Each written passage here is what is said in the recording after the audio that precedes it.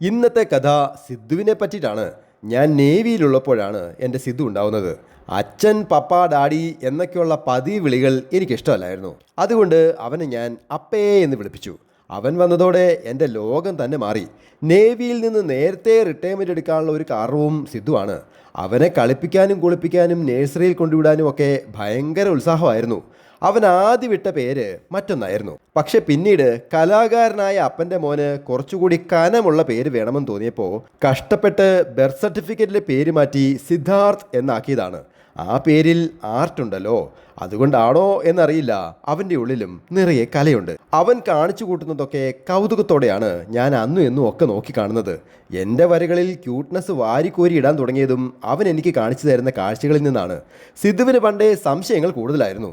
അതിനൊക്കെ ഉത്തരം തേടിപ്പോയതോടെ അവനെപ്പോലെ ഞാനും കല്ലിനോടും പുല്ലിനോടും പുഴുവിനോടും ഉറുമ്പിനോടും ഒക്കെ കൂട്ടുകൂടി തുടങ്ങി. അവനെ ഞാൻ കാട്ടിലും തോട്ടിലും ജിമ്മിലും ഒക്കെ കൊണ്ടുപോകും.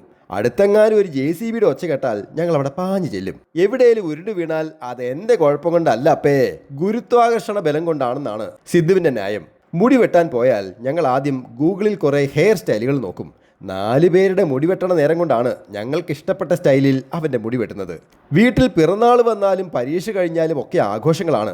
ആദ്യമൊക്കെ സിദ്ധുവിന് ഐസ്ക്രീമും ഫ്ലേവർ കേക്കുകളും ഒക്കെ ഒത്തിരി ഇഷ്ടമായിരുന്നു. പിന്നീട് ഞാൻ വർക്കൗട്ട് ചെയ്യുന്നതൊക്കെ കണ്ടു ശീലിച്ച് മധുരം നിർത്തി പയർ മുളപ്പിച്ചതും പഴവും ഒക്കെയായി അവൻ്റെ ഇഷ്ടങ്ങൾ.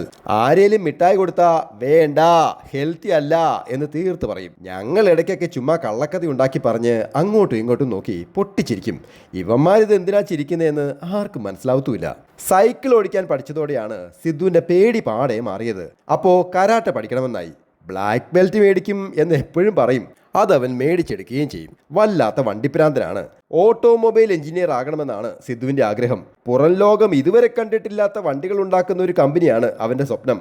അവൻ്റെ എല്ലാ ആഗ്രഹങ്ങൾക്കും ഈ അപ്പ കൂടെയുണ്ട്. നിങ്ങളുടെയും പ്രിയപ്പെട്ട സിദ്ധുവിനൊപ്പം സനീഷ് ദിവാകരൻ.